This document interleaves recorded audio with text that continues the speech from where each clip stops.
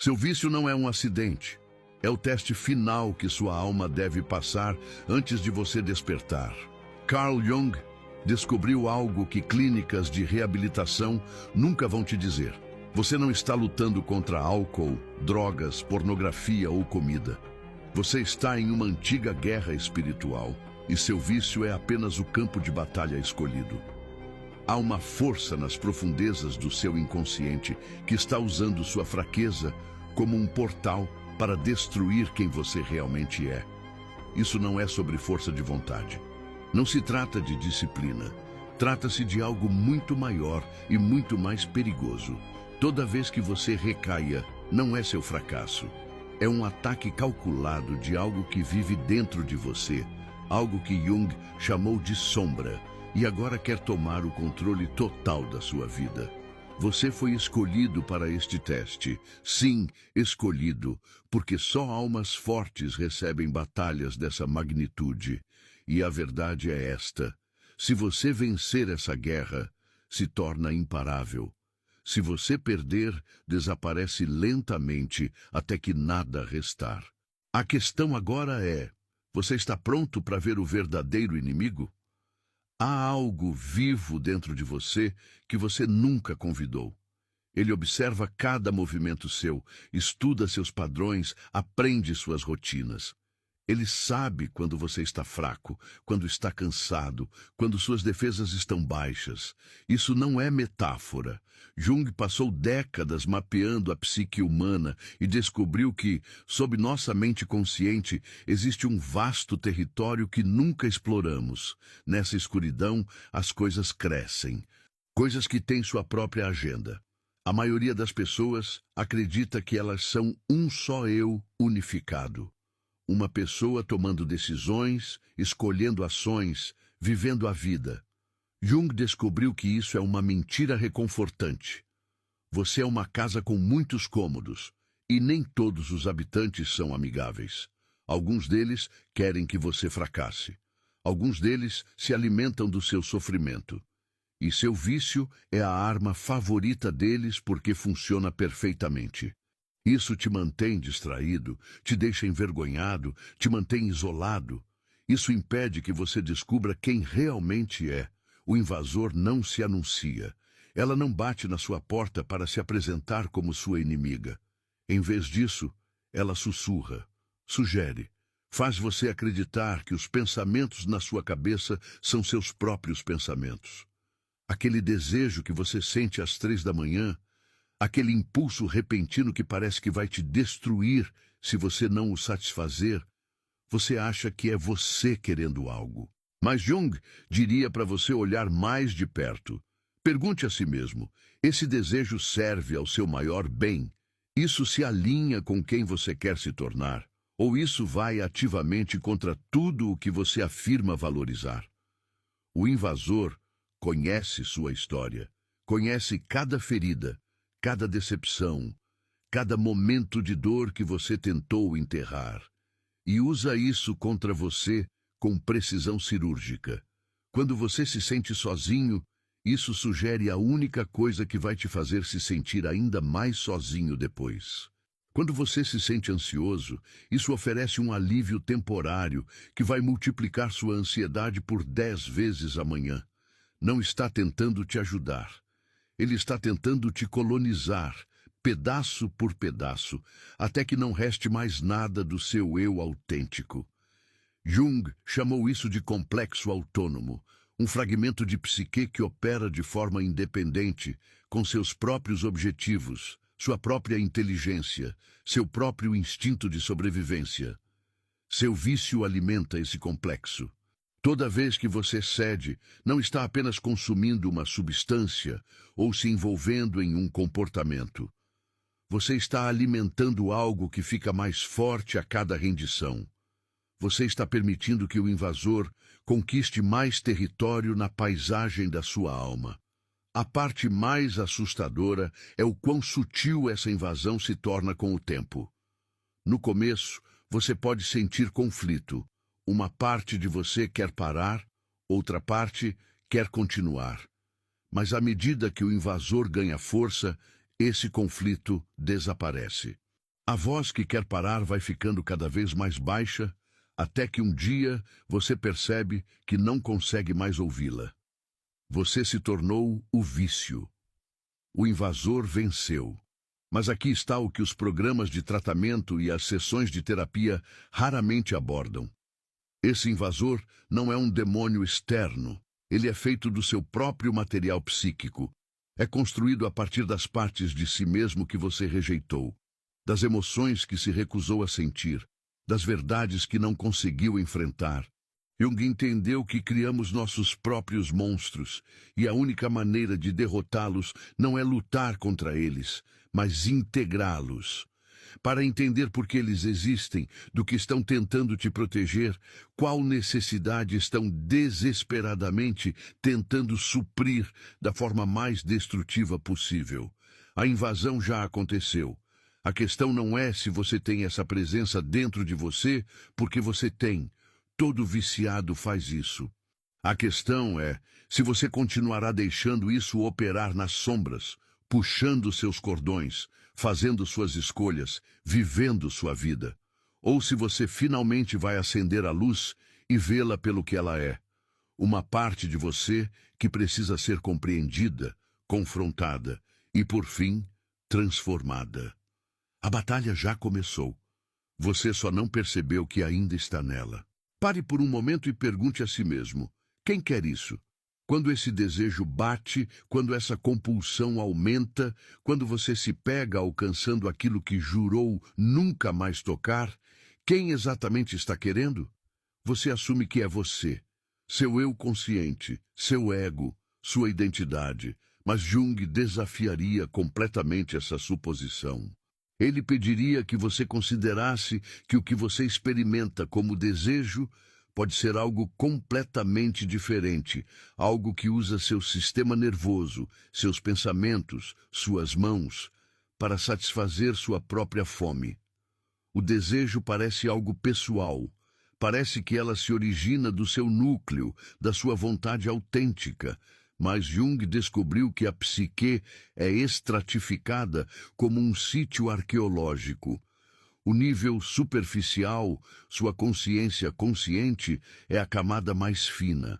Por baixo dela estão camadas de material antigo, impulsos pré-históricos, padrões herdados, memórias coletivas que antecedem sua existência individual. Essas camadas mais profundas têm seus próprios desejos e são muito mais poderosas do que qualquer coisa que sua mente consciente possa produzir. Quando um viciado diz que quer uma bebida, Jung diria: você precisa ser mais específico. Qual você quer a bebida? O você que tem objetivos, sonhos e pessoas que te amam. Aquele você que se olha no espelho e sente vergonha. Ou o você que existe abaixo de tudo isso, o você antigo, aquele que ainda funciona com mecanismos de sobrevivência, de quando os humanos viviam em cavernas e a única coisa que importava era passar pelo dia seguinte? Esse eu primitivo não se importa com seu futuro, não se importa com sua reputação, sua saúde ou seus relacionamentos. Só agora sabe. Só conhece alívio. Só sabe. Essa coisa faz a dor parar por um tempo.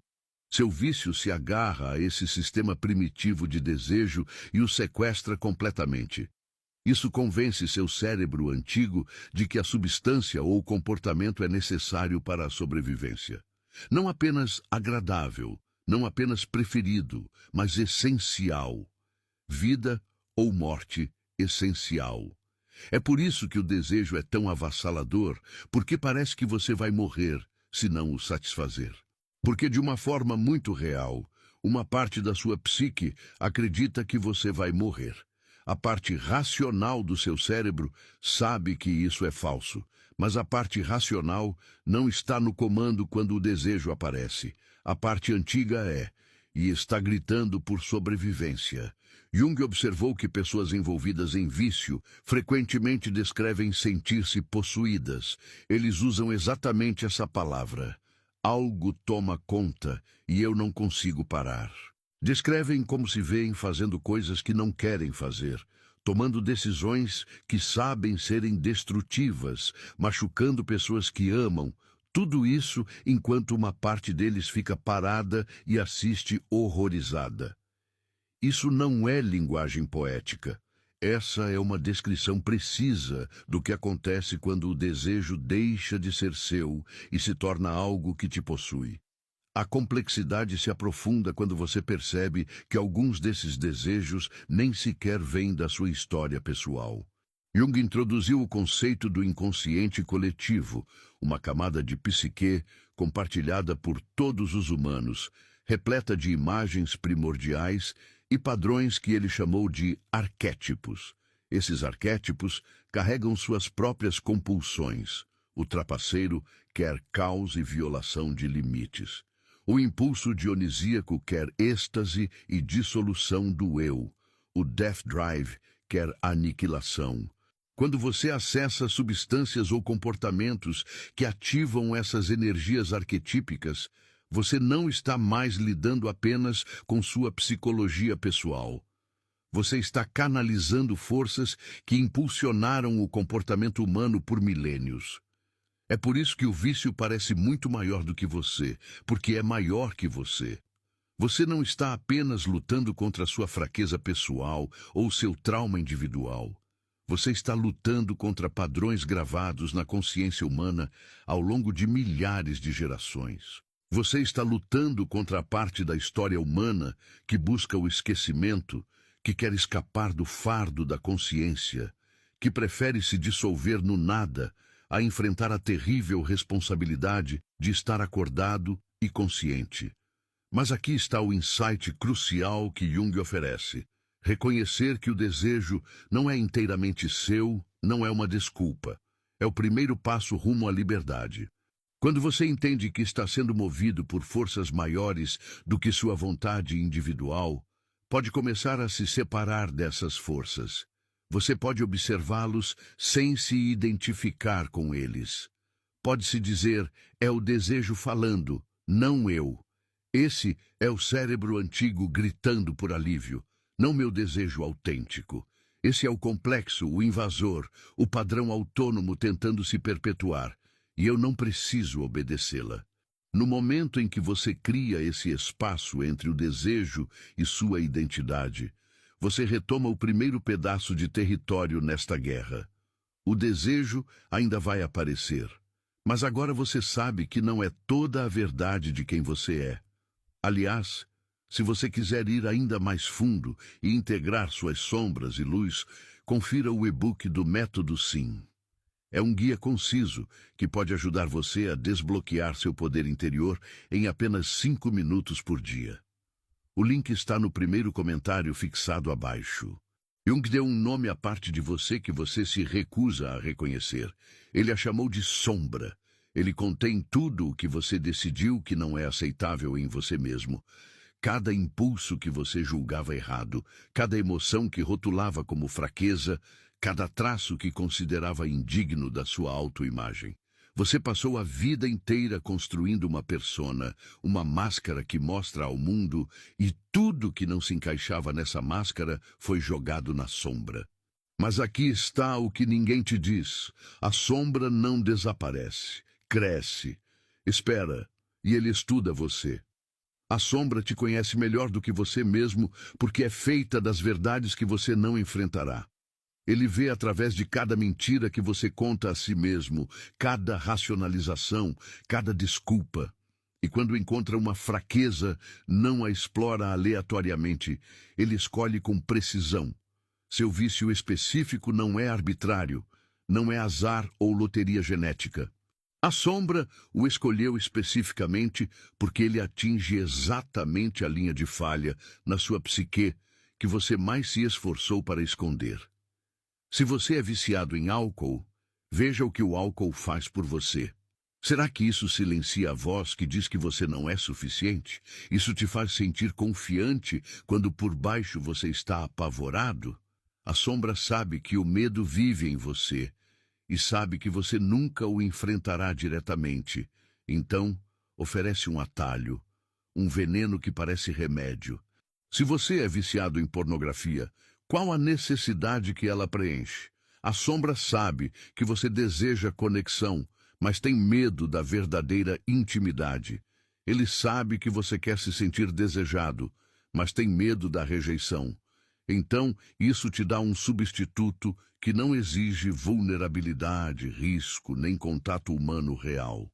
A armadilha perfeita. Todo vício é uma solução sombra para um problema real. O problema é autêntico, a dor é real, a necessidade é legítima. Mas em vez de enfrentar o problema real, a sombra oferece uma solução falsa que piora tudo. É como colocar um curativo em um ferimento de bala. O problema não é a bandagem, é a ferida. Mas você continua comprando mais curativos e se perguntando por que ainda está sangrando. O gênio da sombra é que ela usa seus próprios valores contra você. Se você se orgulha de ser forte e independente, a sombra vai garantir que seu vício te humilhe, reduza você à imploração e à dependência. Se você se vê como inteligente e no controle, a sombra vai te prender em comportamentos tão obviamente autodestrutivos que sua inteligência se torna uma tortura. Você vai se ver fazendo a mesma escolha estúpida repetidas vezes, plenamente consciente do que está fazendo, incapaz de parar. Sua própria mente vira uma prisão. Jung entendeu que a sombra não quer destruir você. Esse não é o objetivo deles. A sombra quer ser vista, quer ser integrado. É a criança negligenciada na sua psique, agindo porque não tem outra forma de chamar sua atenção. Seu vício é a sombra gritando: olhe para mim, me reconheça, pare de fingir que eu não existo. Cada recaída é mais uma mensagem que você se recusa a ler. A maioria das pessoas pensa que curar do vício significa eliminar o desejo, matar a sombra, alcançar algum estado puro onde não sejam mais tentadas. Jung diria que isso é exatamente ao contrário. Você não pode matar a sombra. Faz parte de você. Tentar eliminar isso é como tentar eliminar seu próprio braço. Quanto mais você luta contra isso, mais forte ele fica. Quanto mais você nega, mais criativo ele fica para te sabotar. A sombra não joga limpo, porque você não foi justo com ela. Você trancou em um porão e fingiu que não existia. Agora está fazendo as correntes chacoalhar. A sombra escolhe suas fraquezas porque precisa que você finalmente se vire e olhe. Ele precisa que você pare de fugir das partes de si mesmo que acha inaceitáveis. O vício não é o inimigo. O vício é o sintoma. O verdadeiro problema é seu relacionamento com sua própria escuridão. As partes de você que você decidiu serem feias demais, vergonhosas demais, quebradas demais para merecer seu amor ou atenção. Essas partes não desaparecem, eles apodreceram e, eventualmente, eles encontram uma forma de se fazerem notar. Aqui está o paradoxo. No momento em que você para de lutar contra a sombra e começa a ouvi-la, seu poder sobre você começa a diminuir. Quando você pode olhar para seu vício e perguntar que parte de mim precisa disso, que ferida essa está tentando curar, qual verdade estou evitando, você começa o trabalho de verdade. Não é o trabalho de apertar os dedos diante dos desejos ou contar dias de sobriedade. O trabalho de integrar as partes rejeitadas de si mesmo de volta à totalidade. A sombra escolheu sua fraqueza não para te destruir, mas para mostrar onde você precisa crescer. A questão é se você tem coragem de olhar. Você fez isso de novo. Você estava indo muito bem. Dias limpos, talvez semanas, talvez meses. Seus relacionamentos eram curativos. As pessoas começaram a confiar em você de novo. Você podia imaginar um futuro que não girasse em torno de vergonha e segredo. E então, bem quando as coisas finalmente estavam melhorando, você destruiu tudo. Você alcançou aquilo que sabia que iria arruinar tudo. E o pior de tudo é, uma parte de você queria. Uma parte de você escolheu a destruição em vez da felicidade. Por quê? Jung diria que autossabotagem não é fraqueza ou estupidez. É uma forma de proteção. Sua psique está tentando te salvar de algo que ela percebe como mais perigoso do que o próprio vício. Aquela coisa que você tem medo, mais do que de perder tudo, é sucesso, é a totalidade. É realmente se tornar a pessoa que você diz querer ser. Porque se você se tornar essa pessoa, não pode mais se esconder atrás do seu vício. Você terá que viver plenamente, sentir tudo, assumir a responsabilidade pela sua vida. E uma parte de você tem um medo absoluto disso. O vício cumpre uma função. Não está apenas destruindo sua vida, é te proteger de algo que sua psique decidiu que você não consegue lidar. Talvez seja te proteger das expectativas que vêm com o sucesso. Se você continuar quebrado, as pessoas esperam menos de você. Eles perdoam seus fracassos. Eles não exigem que você corresponda ao seu potencial. Seu vício se torna uma desculpa. Um escudo contra a possibilidade aterrorizante de que você realmente precise tentar. E ainda assim, pode falhar. Melhor fracassar por causa do vício do que fracassar quando você deu tudo o que tinha. Ou talvez o vício esteja te protegendo da intimidade. Conexão real exige vulnerabilidade. Exige deixar as pessoas te verem, não a máscara que você mostra ao mundo, mas o verdadeiro você, com todos os seus defeitos, medos e necessidades. Isso é assustador. É muito mais fácil manter as pessoas afastadas do seu vício. Eles não podem chegar muito perto, porque você é uma bagunça demais. Você está sempre a uma crise de afastá-los. O vício garante que você nunca terá que arriscar o amor verdadeiro, pois você vai sabotá-lo antes que fique muito profundo. Você provavelmente já fez isso várias vezes. Bem quando alguém chega perto, quando começa a te ver de verdade, você recaia. Você explode tudo. Você prova para eles e para si mesmo que não é digno de amor. E de um jeito doentio, isso parece mais seguro do que correr o risco de ser amado e possivelmente abandonado. Jung observou que as pessoas têm mais medo da própria luz do que da escuridão. Podemos aceitar estar quebrados. Vivemos com o quebrado por tanto tempo que parece um lar. Mas tornar-se inteiro, saudável, poderoso, isso é território desconhecido. Isso exige que deixemos de lado a identidade que construímos em torno do nosso sofrimento. E para muitos dependentes, o sofrimento é a única identidade que possuem. Quem é você sem seu vício? Sem sua história de luta, dor e sobrevivência? Talvez você precise descobrir, você pode ter que construir uma nova identidade do zero. Você pode ter que admitir que não é vítima das suas circunstâncias, mas o criador da sua vida. Essa é uma responsabilidade pesada. Autossabotagem também te protege do luto. Se você realmente se curar, terá que lamentar todos os anos que perdeu, todo o dano que causou, todas as oportunidades que escaparam enquanto você estava preso no ciclo. Desde que você permaneça em dependência ativa, pode evitar esse luto. Você pode ficar anestesiado. Você pode continuar dizendo a si mesmo que vai lidar com isso depois, que vai se redimir, que vai se tornar a pessoa que você deveria ser depois. Mas depois nunca chega. E o luto espera. No momento em que você fica sóbrio, no momento em que começa a se curar, toda aquela dor adiada vem com tudo. Sua psique sabe disso. Então isso mantém você usando. Ele te mantém no inferno familiar, porque o céu desconhecido exige que você caminhe por um vale de luto tão profundo que você não tem certeza se vai sobreviver. Há outra camada aqui que Jung reconheceria imediatamente. Às vezes você se sabota porque o sucesso trairia seu sistema familiar. Talvez todo mundo na sua família esteja quebrado. Talvez o vício e a disfunção sejam o legado da família. Se você se cura, se quebra o padrão, está implicitamente dizendo que eles também poderiam ter feito isso. Você está refletindo as escolhas deles. E uma parte de você não suporta fazer isso com as pessoas que ama, mesmo que isso signifique sacrificar sua própria vida. Então, você fica doente para fazer companhia a eles. Você falha em protegê-los da dor de ver o que poderia ter sido.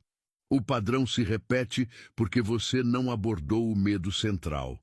Você continua tentando consertar o vício sem olhar para o que o vício está resolvendo para você.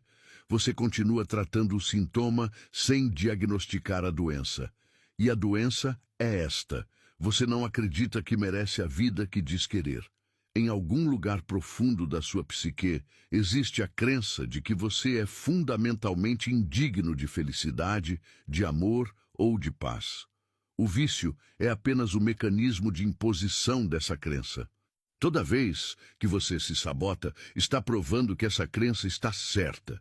Você está permanecendo leal à história que contou a si mesmo sobre quem você é. E até que você desafie essa história, até que você desenterre essa crença e a examine à luz, você continuará destruindo tudo de bom que entra na sua vida. A sabotagem vai continuar até que você finalmente pergunte: do que eu realmente tenho medo? E então tenha coragem de encarar a resposta. Chega um ponto em todo vício em que uma mudança acontece. No começo você tem um vício. É algo que você faz, algo com que luta, mas não é quem você é. Você ainda pode se separar dela. Você ainda pode dizer: sou uma pessoa que por acaso tem esse problema. Mas então, um dia, sem perceber exatamente quando aconteceu, o vício deixa de ser algo que você tem e se torna algo que você é.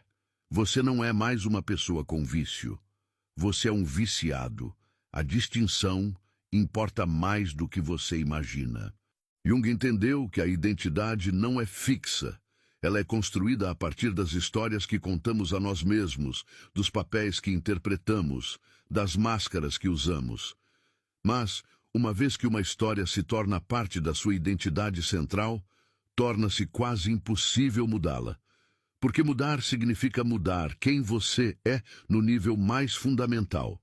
Significa matar uma versão de si mesmo e renascer como alguém novo. Esse tipo de morte assusta mais as pessoas do que a morte física. Então eles se agarram à identidade, mesmo quando ela os está destruindo, porque pelo menos ela é familiar. Pelo menos eles sabem quem são. Quando o vício vira identidade, tudo muda. Toda a sua personalidade se reorganiza em torno disso. Seus amigos são pessoas que usam ou que facilitam. Seus hábitos giram em torno de comer e comer. Suas emoções são ditadas por você conseguir, se ele conseguir sua dose. Seu senso de autoestima está ligado à sua capacidade de lidar com o vício ou à sua falha em fazê-lo. Você para de ter interesses fora disso. Você para de ter metas que não envolvem isso. O vício se torna o centro de gravidade ao redor do qual toda a sua vida gira. A identidade de dependente também traz um tipo estranho de conforto. Isso te dá uma comunidade. Outros dependentes te entendem de maneiras que pessoas normais nunca entenderão. Há um vínculo no sofrimento compartilhado, um sentimento de pertencimento que talvez você não tenha encontrado em nenhum outro lugar. Isso te dá uma narrativa, uma forma de explicar por que sua vida é do jeito que é. Isso te dá algo contra o que lutar, mesmo que continue perdendo. E em um mundo que muitas vezes parece sem sentido, ter algo para lutar, mesmo que seja você mesmo, oferece estrutura e propósito. Mas aqui está a armadilha. Uma vez que você se torna um viciado na sua própria mente, a recuperação passa a ser sobre perda, não ganho. Você não está trabalhando para se tornar alguém melhor. Você está tentando parar de ser quem você é. E isso é quase impossível de sustentar, porque quem você é continua se reafirmando. A identidade continua te puxando de volta. Você pode conseguir parar de usar por um tempo, mas a identidade permanece. Você é um dependente sóbrio, o que significa que ainda está se definindo pelo vício. Você ainda está deixando que ela ocupe a posição central na sua psique. Você acabou de mudar seu relacionamento de ativo para abstinente. O vício ainda vence, porque ainda é a coisa mais importante sobre você. Jung diria que a verdadeira cura exige não apenas parar o comportamento, mas transformar a identidade. Você não pode simplesmente remover o vício e deixar um vácuo. A natureza abomina o vácuo. Você precisa substituir por outra coisa, algo maior, algo mais atraente. Você precisa descobrir quem é além do vício, não quem você era antes de começar, porque não pode voltar atrás, mas quem você pode se tornar do outro lado disso. Isso é assustador porque você não sabe quem é essa pessoa. Você precisa entrar no desconhecido e confiar que vai se encontrar lá. O momento em que o vício vira identidade também é o momento em que você começa a precisar dela. Não só fisicamente, embora a dependência física seja real, mas psicologicamente você precisa dela para manter seu senso de identidade. Sem ele, você não sabe quem é. É por isso que tantas pessoas recaem mesmo após anos de sobriedade. Eles construíram uma identidade sóbria, mas ainda organizada em torno do vício. Eles ainda se definiam em oposição a isso. E, eventualmente, o impulso de se reunir com aquilo que os fazia se sentir completos, mesmo que estivesse destruindo-os, se torna avassalador. Eles recaem não porque lhes falta força de vontade, mas porque lhes falta um eu que exista independentemente do vício. Existe um conceito na psicologia junguiana chamado morte do ego.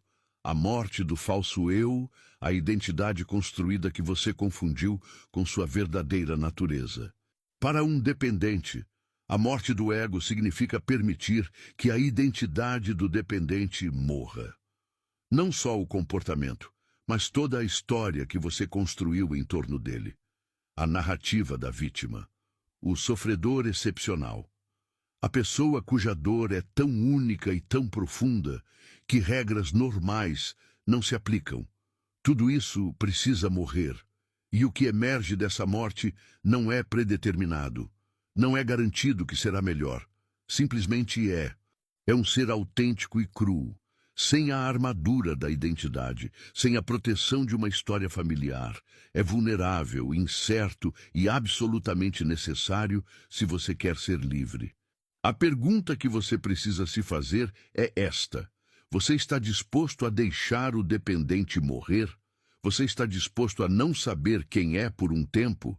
Você está disposto a atravessar esse deserto de dissolução da identidade e confiar que algo real espera do outro lado? Ou você vai continuar se agarrando ao inferno familiar porque pelo menos sabe o nome dele? O vício só pode ser sua identidade enquanto você concordar com ele. No momento em que você retira esse acordo, no momento em que diz que eu não sou mais isso, mesmo que você não saiba o que é, a transformação começa. Mas você precisa estar disposto a morrer primeiro. E esse é o teste que a maioria das pessoas reprova. Cada batalha que você travou até agora foi a batalha errada. Você achou que estava lutando contra a substância. Você achava que estava lutando contra o desejo. Você achava que estava lutando contra suas circunstâncias, seu trauma, sua genética, sua má sorte. Tudo isso era uma distração da verdadeira guerra. A única batalha que importa, a única batalha que algum dia te libertará, é a batalha pela sua própria alma. E essa batalha não acontece em centros de reabilitação, consultórios de terapia ou reuniões de grupos de apoio. Acontece nas profundezas da sua própria psique, na escuridão que você passou a vida evitando. Jung acreditava que toda a vida humana é uma busca por individuação, tornando-se inteiro, integrando todas as partes dispersas, rejeitadas e negadas de si mesmo em um único ser unificado. Para a maioria das pessoas, esse processo se desenrola gradualmente ao longo da vida. Mas para o viciado, ela se torna comprimida, intensificada, inevitável. O vício força o confronto. Ela te arrasta para o submundo da sua própria psique e diz: lide com isso agora ou morra. Não existe meio termo. Não há concessão. Ou você se encara completamente, ou é consumido. É por isso que seu vício é seu teste final. Não porque seja a coisa mais difícil que você vai enfrentar, embora possa ser, mas porque é isso que vai determinar se você se torna quem deveria ser ou se desaparece na sombra do seu próprio potencial. O teste não é se você pode parar de usar. Isso é trivial. O teste é se você consegue encarar o motivo pelo qual começou.